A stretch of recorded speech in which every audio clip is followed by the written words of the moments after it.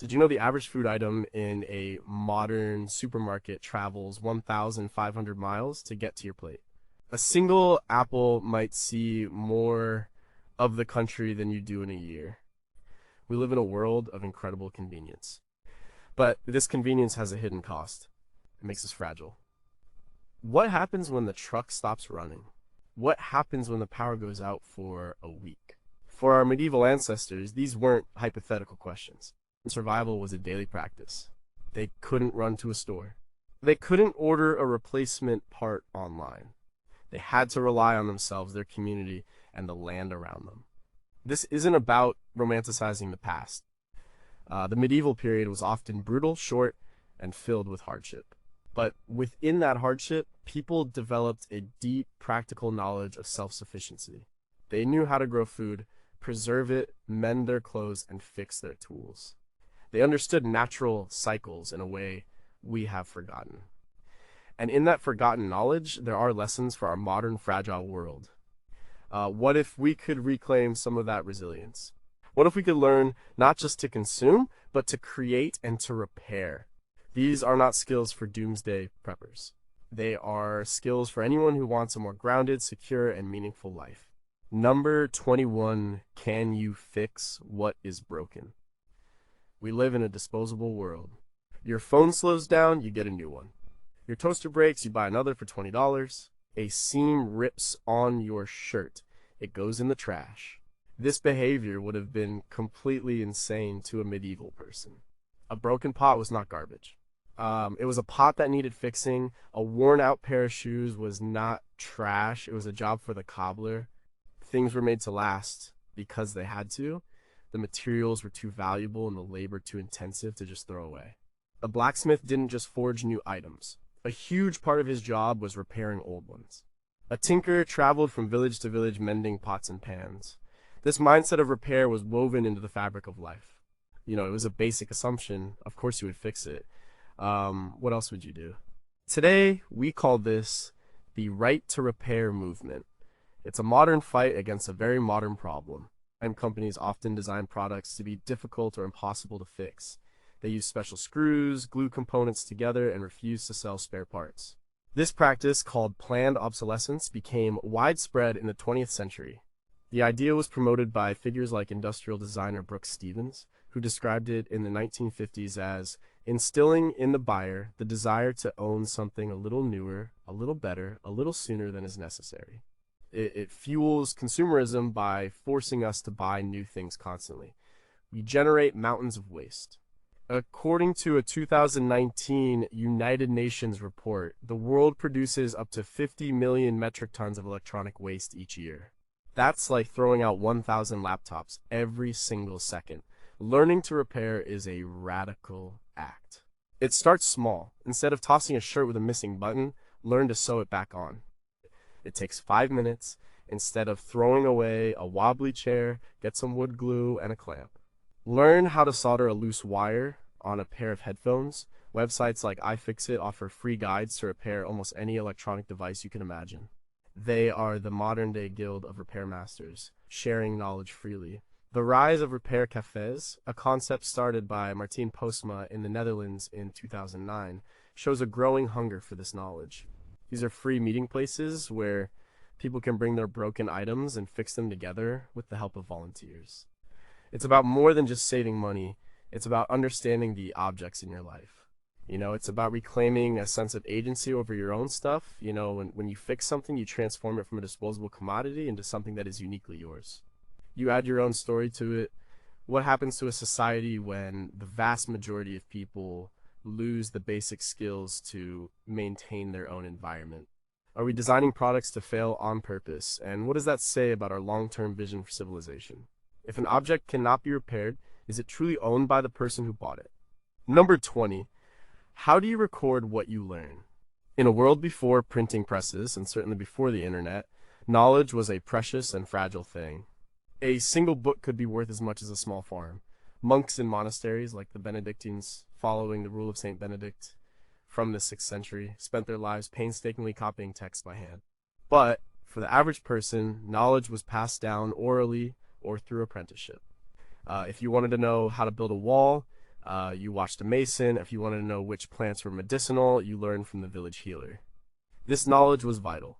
Forgetting it could mean the difference between life and death. So how did educated people keep track of their own learning? They often used something called a commonplace book. A commonplace book was a personal journal or scrapbook. It wasn't a diary of feelings. It was a place to collect and organize knowledge. A person would copy down meaningful quotes, recipes, medical remedies, passages from books, prayers, and personal observations.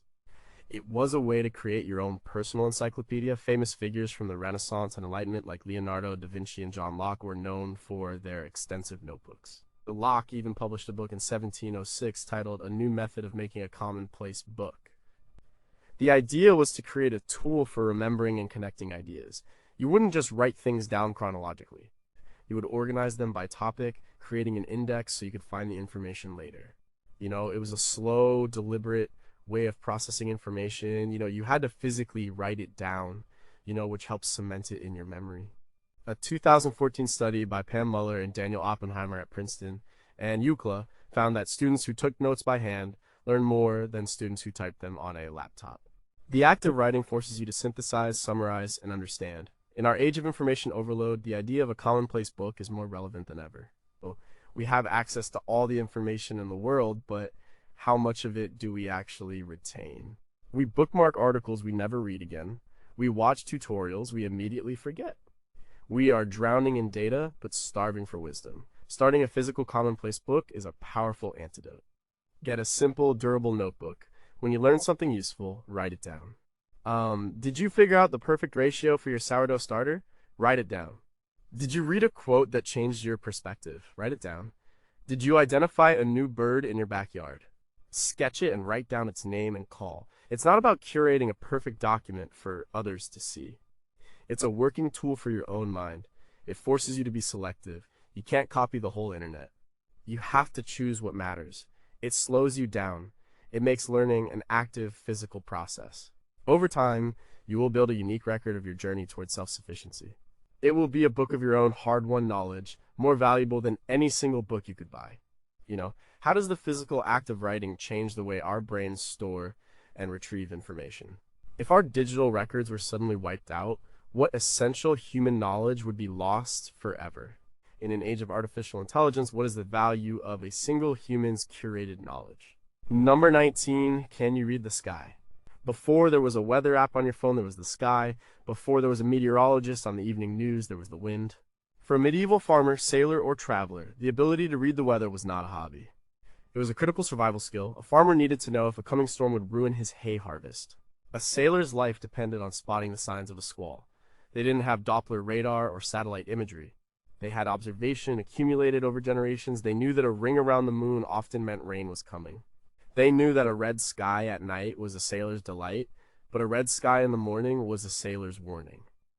This wasn't just folklore. Much of it was based on solid science.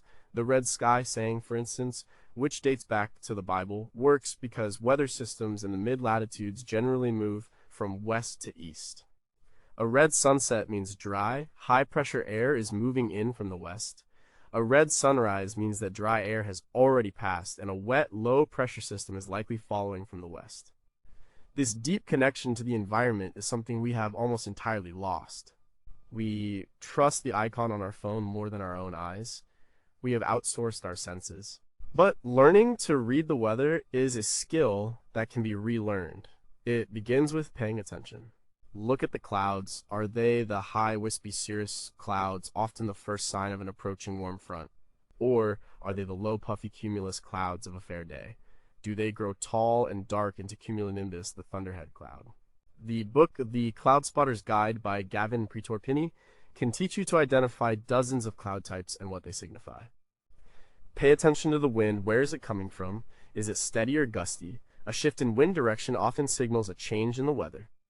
In the Northern Hemisphere, the rule of thumb from meteorologist Christophorus Biesballot in the 19th century states that if you stand with your back to the wind, the low-pressure area will be to your left. That's where the bad weather usually is. You can also observe animals. Birds tend to fly lower when air pressure drops before a storm.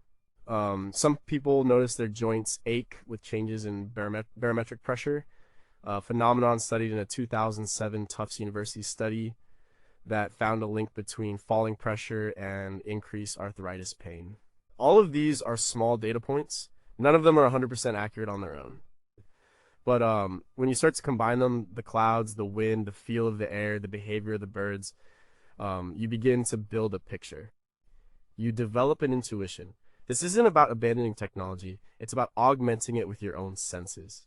It reconnects you to the physical world. It makes you a participant in your environment, not just a passive observer looking at a screen.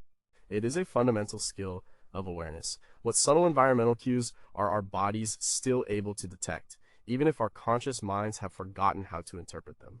How much of ancient weather folklore is based on observable science, we are just now beginning to understand.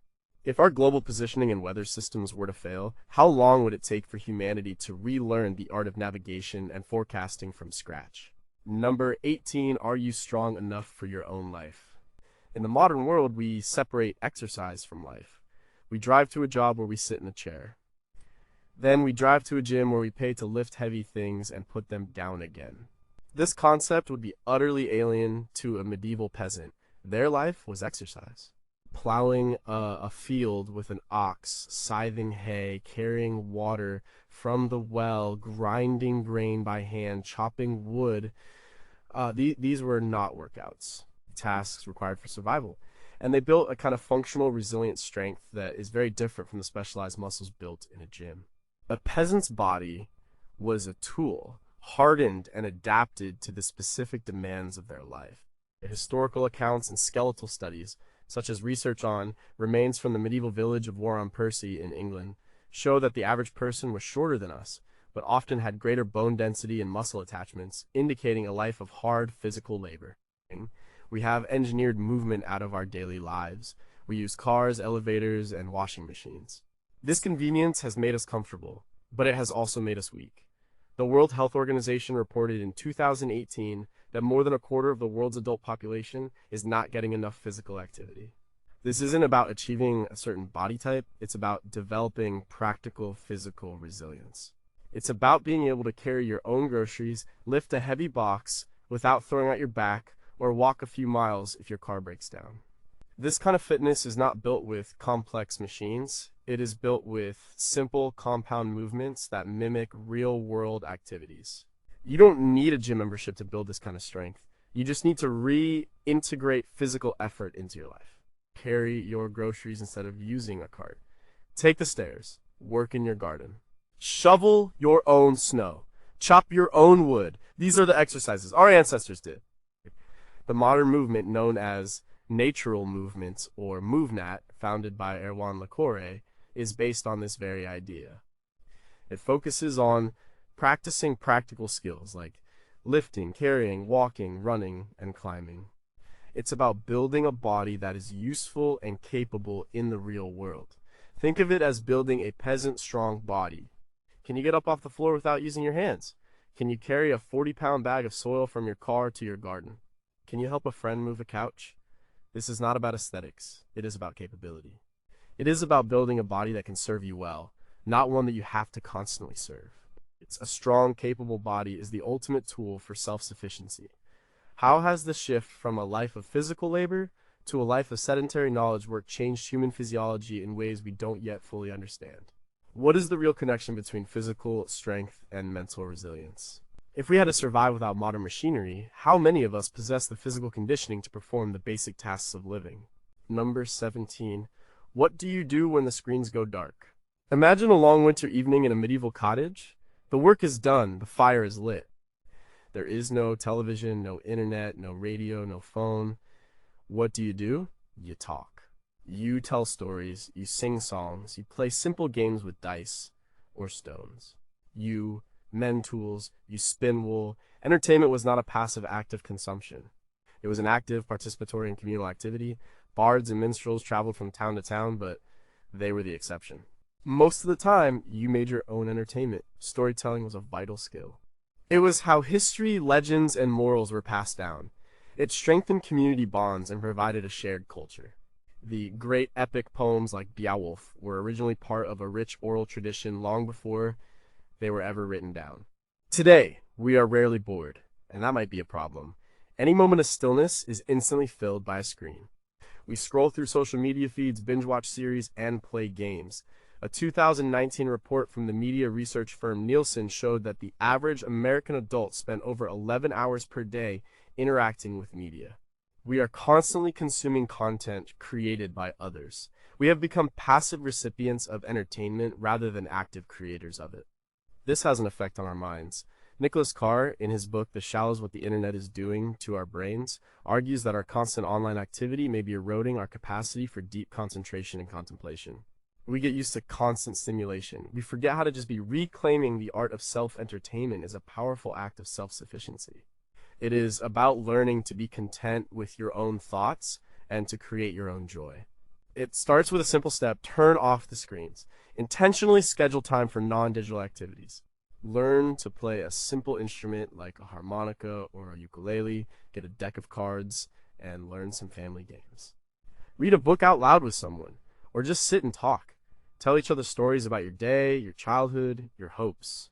Another powerful practice is simply learning to do nothing. Sit by a window and watch the world go by. Let your mind wander. This is not wasted time. It is in these moments of quiet boredom that creativity and self-reflection can happen. We need to relearn how to be with ourselves. If you have a skill like playing the guitar or knitting, share it. We'll host a small gathering where you and your friends make something together. This is the modern version of the medieval cottage evening. It builds real community, not the digital illusion of it. It reminds us that the best entertainment often comes not from a screen, but from each other. What is the long-term neurological effect of replacing communal, creative leisure with solitary, passive consumption of digital media? Has the art of oral storytelling been permanently lost, or is it just dormant? If we were stripped of our electronic devices, would we remember how to entertain and connect with one another? Number 16, can you tell the difference between want and need? Frugality was not a lifestyle choice in the medieval world, it was a condition of existence. For a peasant farmer, a want beyond basic needs was a dangerous luxury. Every resource was precious. A piece of iron was painstakingly forged. A woolen cloak represented a year's growth from a sheep and countless hours of spinning and weaving. Waste was not an option. You ate every part of the animal, you wore your clothes until they were rags, and then you used the rags for something else. This wasn't about being cheap. It was about a deep, ingrained respect for materials and labor. This mindset is captured in the old English proverb, "Was not, want not." It was a simple statement of cause and effect. If you wasted what you had, you would surely find yourself in want later. We live in the polar opposite of that world. Our economy is built on encouraging wants and convincing us they are needs. Advertisements, social media, and a culture of consumerism all scream the same message: you are not enough. But this new product will fix you. The concept of retail therapy suggests that buying things is a valid way to manage our emotions. As a result, many of us are drowning in stuff and in debt. The Federal Reserve reported that U.S. household debt reached a record $17.5 trillion in late 2023. We buy things we don't need with money we don't have to impress people we don't like. This cycle creates anxiety, not happiness. A 2014 study in the journal Motivation and Emotion by psychologist Tim Kasser showed that people who prioritized materialistic goals were more likely to experience anxiety and depression. Practicing frugality today is a form of rebellion. It's a conscious choice to step off the consumer treadmill. It starts with learning to distinguish between a want and a need. Before you buy something, ask yourself a few simple questions. Do I truly need this, or do I just want it? Can I borrow it from someone? Can I find it used? Can I make it myself? Can I live without it? This isn't about depriving yourself of joy. It's about finding joy in things that don't have a price tag. It's the pleasure of a home-cooked meal instead of an expensive restaurant. It's the satisfaction of a repaired tool instead of a new one. It's the richness of a walk in the woods instead of a trip to the mall. Frugality is a form of self-sufficiency because it frees you. It frees you from debt. It frees you from the anxiety of constantly wanting more. It frees up your resources, your time, and your money to be spent on things that truly matter, like experiences, relationships, and skills. The author and farmer Wendell Berry wrote, "To be interested in food but not in food production is clearly absurd." The same can be said of our possessions. To be interested in having things but not in their origin, their maintenance, or their ultimate fate is a form of modern absurdity. Frugality cures this absurdity. It makes us mindful consumers and ultimately mindful producers. If our entire economic system is based on constant growth and consumption, what would happen if a large portion of the population suddenly adopted a mindset of radical frugality? Is the desire for new things a natural human trait, or is it a cultural behavior that has been taught to us? How much of our personal identity is tied up in the things we own, and what are we without them? Number 15, who would you turn to if the store is closed? In the medieval village, you could not be an island. Your survival was directly tied to the people around you. You depended on the blacksmith to shoe your ox and mend your plow. He depended on you for the grain you grew. The miller ground everyone's grain. The weaver made cloth. The tanner made leather. This web of interdependence was formalized in the guild system, which began to flourish in the High Middle Ages around the 11th and 12th centuries. Guilds were associations of artisans or merchants who controlled the practice of their craft in a particular town. They set quality standards, regulated prices, and trained apprentices. But beyond economics, they created a powerful social network. The guild members supported each other in times of sickness and hardship. This was your social safety net. If your house burned down, your neighbors didn't just offer thoughts and prayers. They showed up with hammers and helped you rebuild. Today, we are more connected than ever digitally, but often more isolated in reality.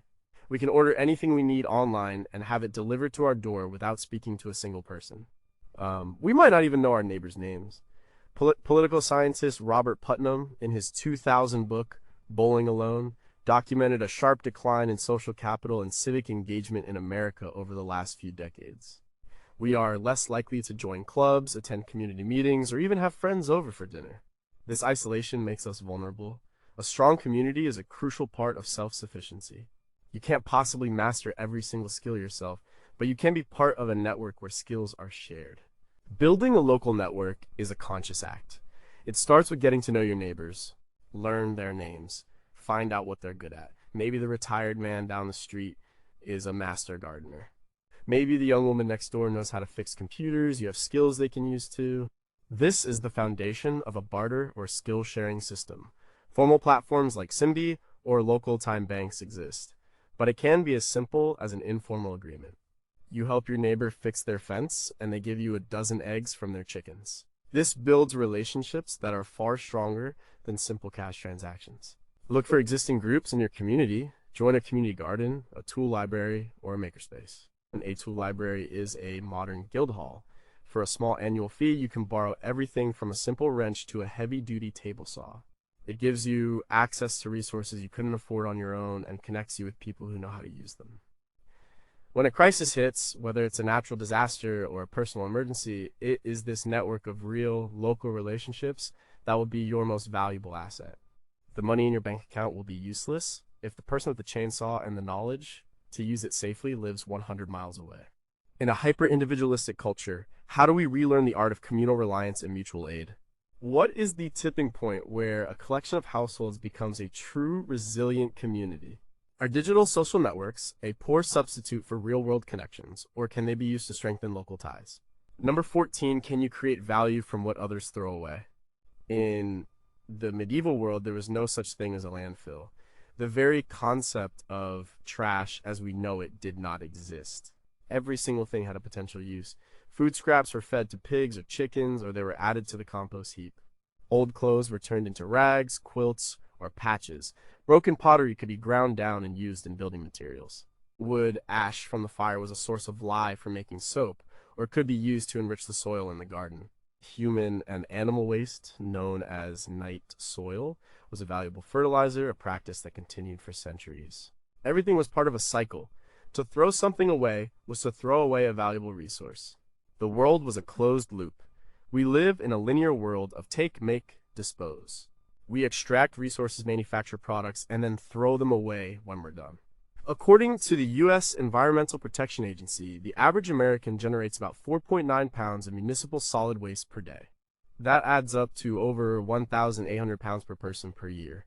Our landfills are overflowing, and our oceans are choking on plastic. We have broken the cycle. The challenge is to start seeing waste not as an endpoint, but as a resource. This is the core principle of what is now called the circular economy, but it's an ancient idea. It starts in the kitchen. Don't throw away vegetable scraps. Keep them in a bag in the freezer. When you have enough, you can simmer them with water to make a flavorful vegetable stock. Coffee grounds are great for your garden, especially for acid-loving plants like blueberries. And eggshells can be crushed and added to the soil for calcium. This mindset extends beyond the kitchen. Learn the art of composting. A simple compost pile in your backyard can turn all your food scraps, yard trimmings, and paper products into rich, black soil that will make your garden thrive. You are literally creating fertile earth from your garbage. This is a kind of everyday alchemy. Look at the things you throw away and ask, what else could this be? A glass jar can be a storage container. An old t-shirt can be cut into cleaning rags. Old lumber can be used to build a raised garden bed. This is not just about recycling, which is often an energy-intensive industrial process. This is about upcycling and reusing. It's about being creative and resourceful. It's about looking at a pile of what someone else calls trash and seeing a pile of potential. This is a fundamental skill for self-sufficiency. It reduces your reliance on buying new things and makes you a more active participant in the life cycle of the materials you use. It reconnects you to the closed-loop system that our ancestors understood by necessity. What are the most valuable resources we are currently throwing away without a second thought? Can a truly zero-waste society ever be achieved on a large scale within our current economic model? How do we shift the cultural perception of waste from something disgusting and useless to something valuable and full of potential? Number 13, do you live by the sun or by the clock? Before the invention of reliable mechanical clocks in the 14th century, and certainly before their widespread use, time was measured differently. It was not a grid of uniform 24-hour days. It was fluid, governed by the sun, the moon, and the seasons. For a farmer, the day started at sunrise and ended at sunset. The hours themselves changed with the seasons. A summer hour was long, and a winter hour was short. Time was marked by natural events: the first cock's crow, the angle of the sun, the ringing of church bells for the canonical hours like matins, lauds, and vespers. This was a cyclical, organic sense of time, deeply connected to the natural world. Life had a rhythm. There was a time for planting, a time for growing, and a time for harvesting. There was a time for hard work in the long summer days, and a time for rest and repair in the short days of winter. We live by the tyranny of the clock. Our days are chopped into precise, equal units of minutes and seconds. We work from 9 to 5. Regardless of the season, we use artificial lights to extend the day and defy the darkness. We have lost touch with the natural rhythms that govern human life for millennia. This has consequences. The widespread use of artificial light at night is now known to disrupt our circadian rhythms, the internal body clock that regulates our sleep-wake cycle. A 2017 Nobel Prize in Physiology or Medicine was awarded to 3 scientists for their discoveries of the molecular mechanisms controlling the circadian rhythm. The disruption of this rhythm has been linked to sleep disorders, obesity, depression, and other health problems. We are creatures of the day who are trying to live 24/7 lives. Reconnecting with natural cycles is a powerful step toward a more balanced life. It doesn't mean you have to give up your job and live by candlelight. It means making small, conscious adjustments. Try to wake up with the sun, open your curtains, and let the morning light into your bedroom. This helps to set your internal clock. Try to get some sunlight during the day, especially in the morning. A study from Northwestern University in 2014 found that office workers with windows in their workplace got more light exposure during the day and slept better at night. In the evening, dim the lights. Avoid the bright blue light from screens, phones, tablets, computers for at least an hour before bed. That blue light is particularly effective at tricking your brain into thinking it's still daytime. Pay attention to the seasons. Eat foods that are in season in your local area. They will be fresher, more nutritious, and more in tune with what your body needs. Allow yourself to slow down in the winter. It is a natural time for rest and reflection. By aligning your life more closely with the great rhythms of day and night, and summer and winter, you are tapping into a powerful, ancient source of health and well-being. How much of modern anxiety and stress is caused by our complete disconnection from the natural, seasonal rhythms of life? What are the subtle biological processes that are still tuned to lunar and solar cycles, despite our attempts to ignore them? If we could redesign our work and school schedules to align with the seasons, what would our society look like? Number 12 is your most important tool sharp. In the medieval world, a sharp tool was a matter of life and death. A dull axe meant you spent more energy chopping wood, energy you couldn't afford to waste. A dull knife made butchering an animal difficult and dangerous. A dull scythe made the harvest slow and inefficient. Every craftsman, farmer, and cook understood the absolute necessity of keeping their tools sharp. A sharp blade is a safe blade. It cuts predictably and requires less force, reducing the chance of a slip. Sharpening was a constant, almost ritualistic task. People used whetstones, natural stones, with a fine grit to carefully hone the edges of their knives, axes, and sickles. This skill was passed down from parent to child. It was as fundamental as knowing how to light a fire. It was a sign of a competent and responsible person. A person with dull tools was seen as lazy or foolish. Today, many of us use tools that are dull, and we don't even realize it. We struggle to cut a tomato with a kitchen knife, mashing it instead of slicing it. We hack at a piece of wood with a dull saw. We have come to accept inefficiency as normal. Or, when a tool becomes dull, we simply throw it away and buy a new one. This is part of our disposable culture. But learning to sharpen your tools is a foundational skill of self-sufficiency. It saves you money, reduces waste, and makes your work more efficient, safer, and more enjoyable. The most important place to start is your kitchen knives. You don't need expensive equipment.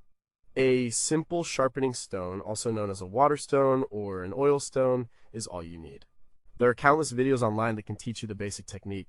It's about holding the knife at a consistent angle, usually around 15 to 20 degrees, and drawing it across the stone. It takes practice to develop a feel for it, but the skill will last you a lifetime. The principle extends beyond knives. Learn to sharpen your garden shears, your shovel, and your axe. A sharp shovel cuts through roots and soil with ease. A sharp axe bites deep into wood. You can use a simple metal file for many of these larger tools. This act of maintenance connects you to your tools. You are no longer just a user, you are a caretaker. You understand how the tool works. You appreciate its design. The author Matthew B. Crawford, in his book Shop Class's Soulcraft, argues that working with our hands and maintaining our own tools provides a deep sense of satisfaction and competence that is often missing from modern knowledge work. Sharpening a tool is a perfect example of this. It is a quiet, focused task that produces a tangible, immediate result. Your knife is sharper, your work is easier, you have made your own world a little bit better, a little more efficient with your own two hands. What does our collective neglect of tool maintenance say about our relationship with the physical world? Is the satisfaction derived from manual skills like sharpening a tool a fundamental human need that many people are missing?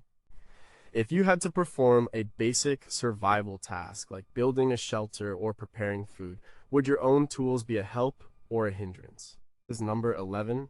Can you make something useful from a tree? Wood was the universal material of the medieval world. It was the primary fuel for heat and cooking. It was used to build houses, like from the timber frames to the shingles on the roof. It was used to make furniture, tools, carts, and ships. A person's relationship with wood was intimate and lifelong. A peasant would know which wood was best for burning, like oak or ash, and which was best for building. They would know how to use a simple axe, an adze for shaping beams, and a froe for splitting shingles. Woodworking was not just a specialized craft for carpenters. Basic wood skills were common knowledge. The ability to cut a straight line, shape a joint, or carve a simple tool was a part of everyday life. This deep knowledge of the local forest was a form of wealth. The Domesday Book, a massive survey of England completed in 1086, often measured the value of a manor by the size of its woodland and how many pigs it could support on acorns. In our modern world, most of us are completely disconnected from this foundational material. We live in houses made of wood, but we have no idea how they are put together. We buy furniture from a box and assemble it with an Allen key. The idea of making something useful from a raw piece of wood seems like a magical, unattainable skill. But it doesn't have to be. Basic woodworking is one of the most accessible and rewarding self-sufficiency skills you can learn. It starts with a few simple hand tools, a good saw, a hammer, a chisel, and a measuring tape.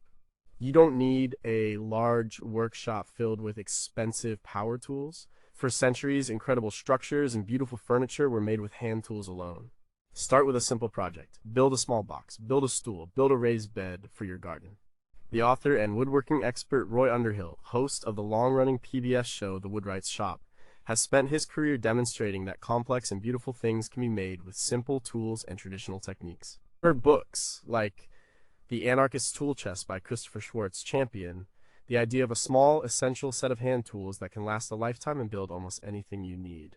Working with wood teaches you patience. You have to measure carefully. You have to cut slowly.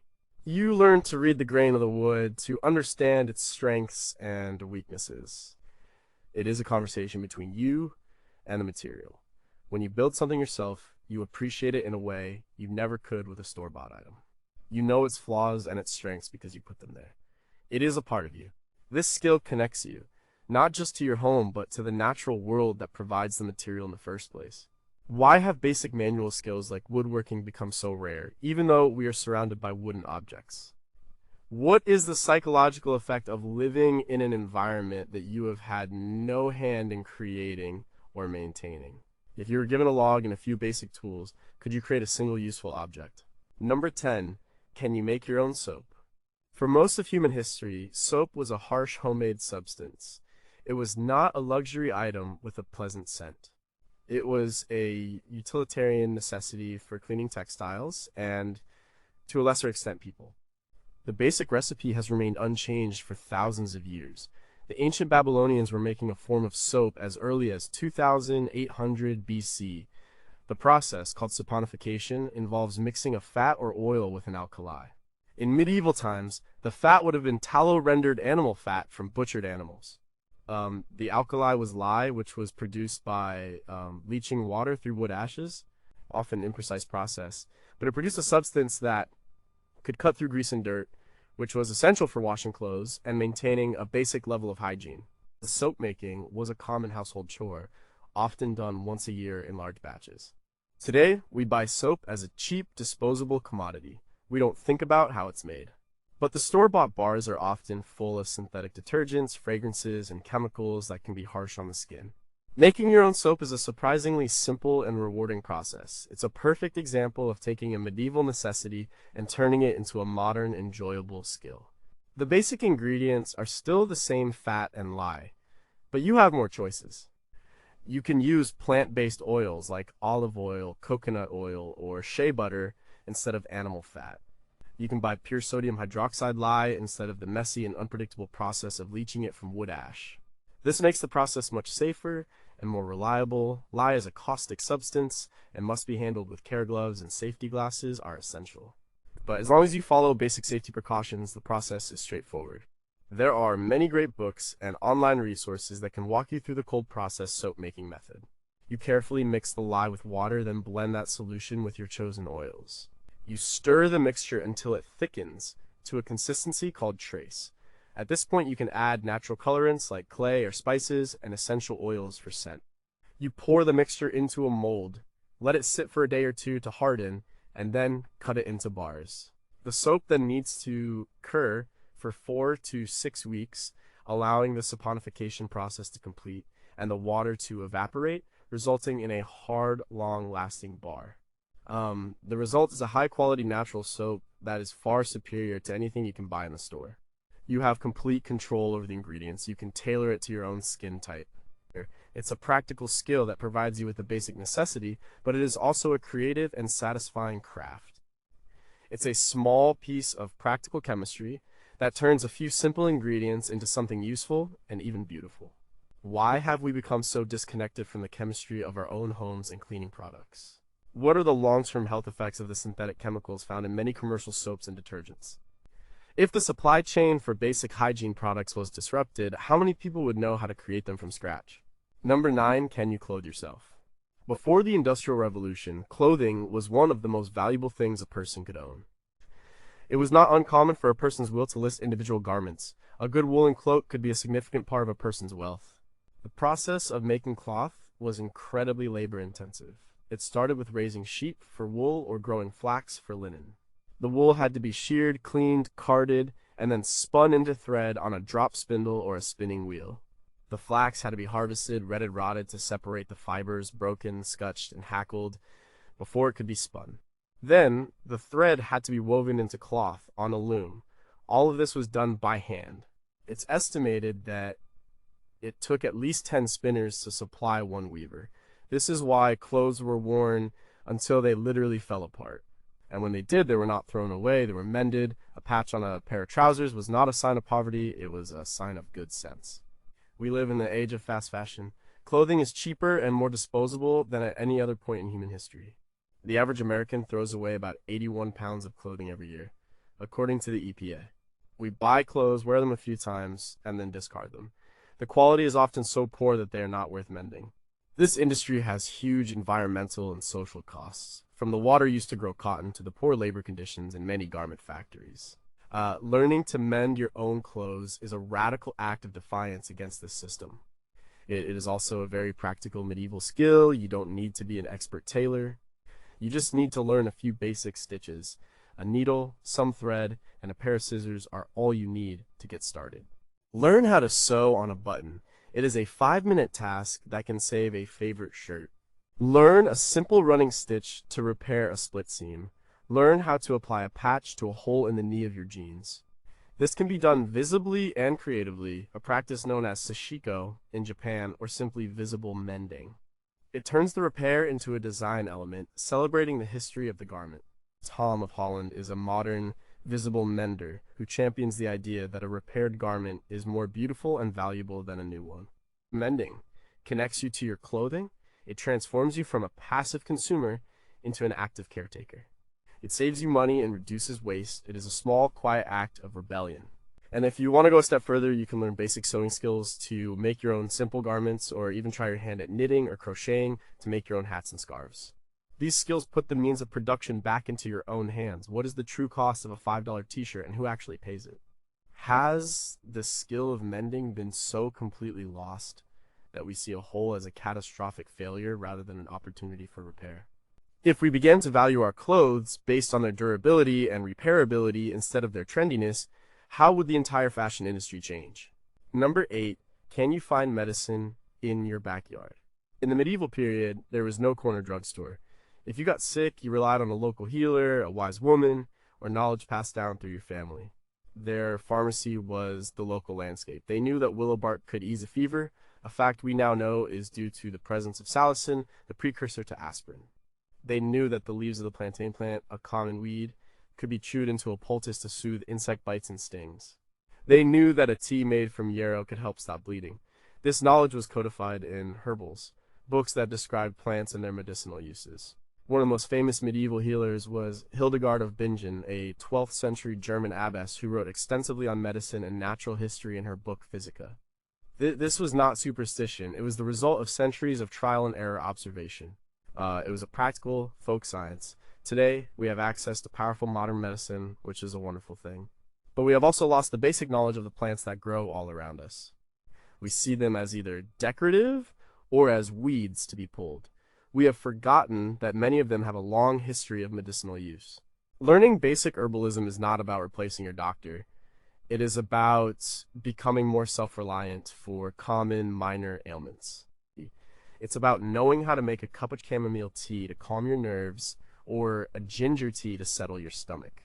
It is about understanding the plants in your own environment. The first step is to get a good field guide for your specific region and learn to identify plants with 100% certainty.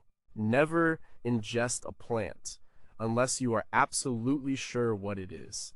Start with a few common, safe, and easily identifiable plants. Dandelions, often cursed as a lawnweed, are a nutritional powerhouse. The leaves are rich in vitamins, and the root can be roasted and used as a coffee substitute. Your mint is easy to grow and makes a wonderful tea for digestion. Calendula flowers can be infused in oil to make a salve that is excellent for soothing dry skin and minor cuts. You can grow a small medicinal herb garden with plants like lavender for relaxation, lemon balm for stress relief, and thyme as an antiseptic. In books like Rosemary Gladstar's Medicinal Herbs, A Beginner's Guide, provide a safe and accessible entry point into this world. You're learning about the medicinal properties of plants changes your relationship with the natural world. A walk in the woods or even in your own backyard becomes a journey of discovery. You are no longer just seeing green things, you are seeing a landscape of potential allies for your health and well-being. How much traditional plant-based medical knowledge has been lost forever with the destruction of natural habitats and the decline of indigenous cultures? What potential cures for modern diseases are waiting to be discovered in common plants that we currently dismiss as weeds? As antibiotic resistance grows, could the study of the natural antibacterial and antiviral properties of plants provide a new frontier for medicine? Number 7. Where does your water come from? For us, water is invisible. It comes out of a tap. We turn a handle and it appears clean and seemingly limitless. We use it, it goes down a drain, and we don't think about it again. For a medieval person, water was a constant preoccupation. It was a source of life, but also a source of labor and danger. A village was typically built near a reliable water source, a river, a spring, or a lake. If not, a well had to be dug by hand, a massive undertaking. Water then had to be hauled bucket by bucket for drinking, cooking, and washing. A single household could spend hours each day just on this task, and the water was often not clean. Waterborne diseases like cholera and typhoid were a constant threat. The Great Stink of London in 1858, though post-medieval, was a dramatic result of centuries of dumping waste into the River Thames, the city's main source of drinking water. People understood the importance of water in a way we cannot fathom. They knew where it came from, how much effort it took to get it, and the dangers it could hold. Our modern water infrastructure is a marvel of engineering, but it is also fragile. A major power outage, a natural disaster, or a contamination event can shut it down. Every household should have a basic emergency supply of water. The standard recommendation is 1 gallon per person per day for at least 3 days. But a truly self-sufficient mindset goes further. It involves understanding where your water comes from and how you could source it if the taps ran dry. The first step is to manage the water that falls from the sky. Rainwater harvesting is an ancient practice that is incredibly relevant today. A simple rain barrel connected to a downspout can collect hundreds of gallons of water from your roof. This water is not potable without treatment, but it is perfect for watering your garden, which can significantly reduce your reliance on municipal water. The next step is knowing how to make water safe to drink. The most reliable method is boiling. Bringing water to a rolling boil for at least 1 minute will kill most pathogens. Another option is a good quality water filter. Modern backpacking filters, like those made by Sawyer or Katadyn, are small, relatively inexpensive, and can filter thousands of gallons of water, removing bacteria and protozoa. Having one of these in your emergency kit is a wise investment. It's also worth identifying potential water sources near your home. Is there a river, a creek, or a lake within walking distance? Understanding your local watershed is a fundamental part of understanding your environment. Water is our most essential resource. Reclaiming a conscious relationship with it, knowing where it comes to you from, and how to care for it is a foundational step toward true resilience. If a long-term disaster were to compromise our centralized water systems, how would our densely populated cities cope? What ancient techniques for finding, collecting, and purifying water have we forgotten? As aquifers are depleted and droughts become more common, will the act of collecting rainwater shift from a niche hobby to a suburban necessity? Number 6, could you survive without a lighter? Fire was the center of the medieval home. It was the only source of heat in the cold winters. It was the only source of light after the sun went down. It was how all food was cooked. The hearth was the heart of the house. Keeping the fire going was a critical daily task. The embers would be carefully banked at night so they could be easily rekindled in the morning. If the fire went out, starting a new one was not a simple task. There were no matches or lighters. The most common method was using a flint and steel. Striking the hard flint against a piece of high-carbon steel would create a spark. This spark had to be caught in a very fine, dry material called tinder, things like char cloth, dry fungus, or flax fibers. Once the tinder was glowing, it was transferred to a larger bundle of kindling and gently blown into a flame. This was a skill every single person had to know. Fire was not a convenience, it was life. We have tamed fire. We have put it behind glass in our stoves and trapped it in our furnaces. We command it with the flick of a switch or the click of a lighter. We have lost all reverence for it. And with that, we have lost the skill to create it from scratch. The fire is a primary tool for survival. It can purify water, cook food, provide warmth, signal for help, and ward off predators. Knowing how to build and manage a fire is a fundamental self-sufficiency skill. And you should know how to do it without relying on a disposable lighter, which can fail, get wet, or run out of fuel. The first step is to practice with the modern equivalent of flint and steel, a ferrocerium rod, often called a fire steel. It's a man-made material that creates a shower of very hot sparks when scraped with a sharp edge. It works even when wet and will last for thousands of strikes. Mastering fire is about understanding the fire triangle: fuel, heat, and oxygen. You need all three. You also need to understand the three types of fuel: tinder, kindling, and fuel wood. Non-tinder is the fine, fluffy material that catches the initial spark, dry or lint, cotton balls with petroleum jelly, or natural materials like birch bark or cattail fluff. Kindling is the small twigs and sticks, about the size of a pencil, that the tinder will ignite. Fuel wood is the larger logs that will sustain the fire. Learn how to build a proper fire lay, like a teepee or a log cabin structure that allows for good airflow. Practice in different conditions. Try to make a fire when it's windy or after it has rained. This is when your skill is truly tested. As the survival expert Morris Kochanski wrote in his classic book Bushcraft, the more you know, the less you carry. Knowing how to reliably make a fire with a simple tool and natural materials is a skill that weighs nothing, but it could be worth everything. In a world of electricity and gas, have we forgotten the raw elemental power of fire and our deep evolutionary connection to it? What is the psychological impact of being able to create warmth and light with your own hands? If you were stranded in the wilderness with only a knife, would you be able to keep yourself warm? Number 5, can you make your own bread? Bread was the staff of life in the medieval world. For the vast majority of the population, it was the main source of calories. A peasant's diet might consist of little more than bread, pottage, a thick stew, and ale. But this bread was not the soft white sliced loaf we know today. It was a heavy, dense, and nutritious loaf made from whole grains like wheat, rye, or spelt. Often, several types of grain were mixed together in a bread called maslin. The flour was coarse and stone ground. The leavening came from a sourdough starter, a living culture of wild yeast and bacteria that was carefully maintained and passed down. Not everyone had an oven in their home. Many villages had a communal oven where villagers would bring their shaped loaves to be baked, often for a small fee or a portion of the flour paid to the lord of the manor. Bread was central to life, both nutritionally and socially. Today, bread is often an afterthought. We buy it in a plastic bag at the supermarket. It's an industrialized product, often made with highly refined flour, commercial yeast, and a long list of additives and preservatives. The process is designed for speed and consistency, not for nutrition or flavor. The result is a product that has been stripped of much of its original nutritional value. But there is a growing movement to reclaim the ancient art of bread making, specifically sourdough. Sourdough baking uses the same principles as medieval bread making. You cultivate a starter, a symbiotic culture of yeast and bacteria, SCOBY, that lives on your counter and is fed with flour and water. This starter is what makes the bread rise. The fermentation process of sourdough does more than just create gas to leaven the dough. As explained by food scientist Harold McGee in his book On Food and Cooking, the long fermentation process begins to break down the proteins, gluten, and starches in the flour. This makes the bread easier to digest and increases the bioavailability of its nutrients.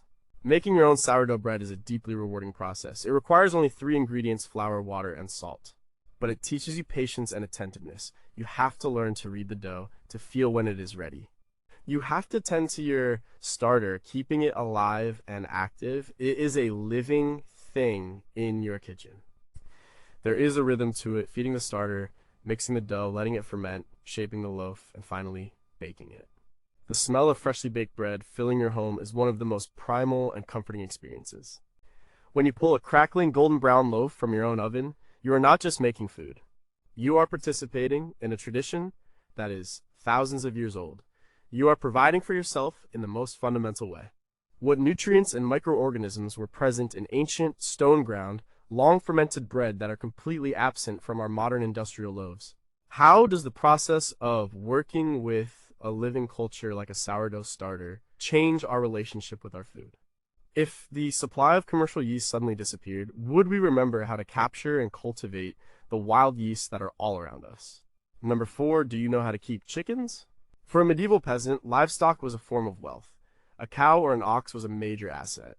But even for a humble cottager, a few chickens scratching around the yard were a vital part of the household economy. Chickens were a low-cost, high-return investment. They could forage for much of their own food, eating insects, seeds, and kitchen scraps. In return, they provided a steady supply of nutritious eggs, a crucial source of protein. On special occasions, a chicken might be killed for meat, but their primary value was in their daily egg production. They were also a source of high nitrogen manure, a valuable fertilizer for the kitchen garden. So chickens were the perfect small-scale, multi-purpose animal for a self-sufficient homestead. In the 21st century, the idea of keeping chickens has seen a massive resurgence. As people become more interested in where their food comes from, raising a small flock of backyard chickens has become a popular and practical step toward food security. The regulations for keeping chickens vary by city and town, but many urban and suburban areas now permit small flocks of hens. Roosters are often banned due to noise. A few hens can provide a family with a constant supply of fresh eggs that are far superior in taste and nutritional quality to their store-bought counterparts. A 2007 study by Mother Earth News found that eggs from pasture-raised hens contain significantly more vitamin E, beta-carotene, and omega-3 fatty acids than factory farm eggs. Getting started with chickens is relatively simple. You need a secure coop to protect them from predators and provide a place for them to roost at night and lay their eggs. You need a source of food and fresh water. You can buy chicks from a local farm supply store or even have them shipped to you through the mail. Raising them from chicks is a delightful experience. They are entertaining animals, each with its own personality. They are a wonderful way to teach children about the life cycle and the responsibility of caring for another living creature. And they are incredible waste recyclers. They will happily eat most of your kitchen scraps, turning your leftover vegetable peels and stale bread into delicious eggs. Their manure, once composted, will do wonders for your garden soil. Keeping chickens reconnects you to the food cycle in a very direct and tangible way. It is a small but powerful step away from the anonymous industrial food system and toward a more resilient and responsible way of eating. How has the industrialization of egg production changed the nutritional content and flavor profile of the common egg? What are the ethical implications of the modern battery cage system for laying hens? If every household with a small yard kept a few chickens, how would that impact our local food systems and reduce food waste? Number three, could you survive a winter on what you grew? Before refrigeration and global shipping, eating seasonally was not a choice, it was a reality. In the summer and autumn, there was abundance, but the winter was the hungry gap. Survival depended on your ability to preserve the harvest. A medieval peasant had to make the bounty of a few months last for an entire year. They used a variety of ingenious methods, all without electricity. Salting was one of the most common. The salt draws water out of food, making it inhospitable to the microbes that cause spoilage. Meat and fish were heavily salted or brined to preserve them. The importance of salt in the ancient world cannot be overstated. It was so valuable that it was used as currency. The word salary comes from the Latin salarium, which was the payment given to Roman soldiers to buy salt. Drying was another key method. Fruits, vegetables, and herbs could be laid out in the sun or hung near the hearth to dehydrate. This removed the water that bacteria need to grow. Smoking meat and fish not only dried them, but also coated them with natural antimicrobial compounds from the smoke. And then there was fermentation. This is a process where beneficial microbes are encouraged to grow. These microbes transform the food, create natural preservatives like lactic acid, and make the food more nutritious and digestible. Sauerkraut, fermented cabbage, and other fermented vegetables were a vital source of vitamins during the long winter months. It's thought that sailors on long voyages who ate sauerkraut, like those on Captain Cook's ships in the 18th century, were able to avoid scurvy, a deadly disease caused by a lack of vitamin C. These ancient preservation techniques are just as useful today. They are a way to eat locally and seasonally all year round. You can capture the peak flavor of summer produce and enjoy it in the dead of winter.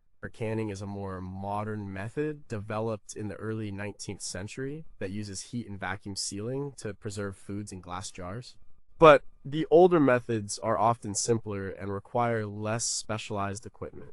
In fermentation in particular has seen a huge revival thanks to advocates like Sandor Katz, author of Willed Fermentation. You can make your own kimchi, pickles, or kombucha with little more than a jar, salt, and vegetables. It is a safe and fascinating process that connects you to the invisible world of microbes that are all around us. You can also easily dry your own herbs by hanging them in a warm, dry place. A modern food dehydrator makes it easy to dry fruits and vegetables to make healthy snacks or ingredients for winter soups. Learning these skills reduces your food waste, saves you money, and gives you a deep sense of security. Knowing that your pantry is stocked with food that you grew and preserved yourself is a profound form of self-sufficiency. What beneficial microbial cultures have been eliminated from the modern diet through our reliance on refrigeration and sterile, packaged foods? How much of the world's food production is wasted simply because we lack the basic knowledge to preserve it? If our power grid failed for an extended period, what would happen to the food supply stored in our refrigerators and freezers? Number two, do you know where your food comes from? For the vast majority of people in the medieval era, food came from the land immediately around them.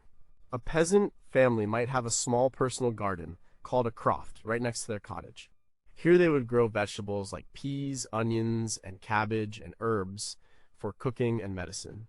This garden was their personal food security. They would work their strips of land in the larger communal fields of the manor, growing grains like wheat and barley. They might have foraging rights in the local woods, where they could gather nuts, berries, and mushrooms. Their connection to their food was direct and physical. They put the seeds in the ground, they weeded the rows, they harvested the crops with their own hands. They knew intimately the effort required to produce a single meal. Today, most of us are completely detached from the sources of our food. We buy it under fluorescent lights in a supermarket. It is packaged in plastic and bears little resemblance to its original form. We have no idea who grew it, where it was grown, or how it was grown. This detachment makes us vulnerable. We are at the mercy of a long and complex supply chain that can be easily disrupted. As the writer Michael Pollan famously summarized in his book, The Omnivore's Dilemma, don't eat anything your great-grandmother wouldn't recognize as food. This is a call to return to simpler, more direct ways of eating. The most direct way is to grow some of your own food. You don't need a large farm. You can start with a single pot on a balcony growing herbs. You can build a small raised bed in your backyard. You could join a community garden. The act of growing food is transformative. It teaches you about soil, water, and sunlight. It attunes you to the seasons. It forces you to be patient. There is nothing more satisfying than eating a tomato that is still warm from the sun, which you grew yourself from a tiny seed. It tastes better than any tomato you can buy in a store, not because of some magical technique, but because it is fresh and because you are invested in it. You know its story. The modern movement of permaculture, developed by Bill Mollison and David Holmgren in the 1970s, offers a powerful framework for designing sustainable and self-sufficient food growing systems. It is based on observing and mimicking natural ecosystems. For example, instead of planting in straight rows, you might create a food forest with layers of different plants that support each other. Whether you start with a single pot or a whole backyard, growing even a small portion of your own food is a radical act. It is a declaration of independence from the industrial food system. It is a step toward real security and resilience. What essential knowledge about soil, weather, and plant life have we lost as a society in just a few generations? If supermarkets were to close for a week, how many people would have access to a source of fresh food? How does the simple act of putting a seed in the ground and watching it grow change a person's perspective on the value of food?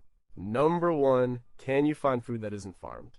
Before agriculture became the dominant way of life, all humans were foragers. For hundreds of thousands of years, we survived by hunting, fishing, and gathering wild plants.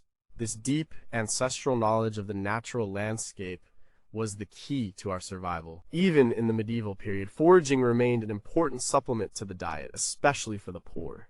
The common lands and forests were a source of free food if you knew where to look. People gathered wild berries like bilberries and raspberries. They collected nuts like hazelnuts and acorns, which had to be leached of their tannins to be edible. They dug for wild roots and harvested wild greens like nettles, which are incredibly nutritious when cooked. And they gathered mushrooms, a risky but rewarding practice that required expert knowledge to distinguish the delicious from the deadly. Foraging was a way to add variety, nutrition, and a crucial buffer against starvation in lean times. Today, we see the natural world as a backdrop, a place for recreation. We walk through a park or a forest and see a wall of undifferentiated green. We have lost the eyes to see. We are surrounded by edible and medicinal plants, but we don't know how to recognize them. The skill of foraging has been almost completely lost, but it can be relearned. It is the oldest and most fundamental human skill. It is about learning to read the landscape. Relearning this skill begins with caution and respect. The number one rule of foraging is to be 100% certain of your identification before you eat anything. Get several good field guides with clear pictures and descriptions for your local area. Better yet, find an experienced local forager to learn from. Start with a few idiot-proof plants. Dandelions are a great place to start. Every part is edible: the roots, the leaves, and the flowers. The plantain, the common lawnweed, is another. Its young leaves are edible, and it has a long history of medicinal use. Lamb's quarters, another common weed, is a delicious and nutritious green related to spinach. As you gain confidence, you can learn to identify wild berries, nuts, and mushrooms. Foraging is not just about free food. It is about changing your relationship with the world around you. It turns a simple walk into a treasure hunt. It trains your powers of observation. You start to notice the details, the shape of a leaf, the texture of bark, the way a plant grows. Well, you become a participant in the ecosystem, not just an observer. It is a powerful way to connect with your environment and to remember that nature can and does provide. It is the ultimate form of self-sufficiency, a skill written into our very DNA.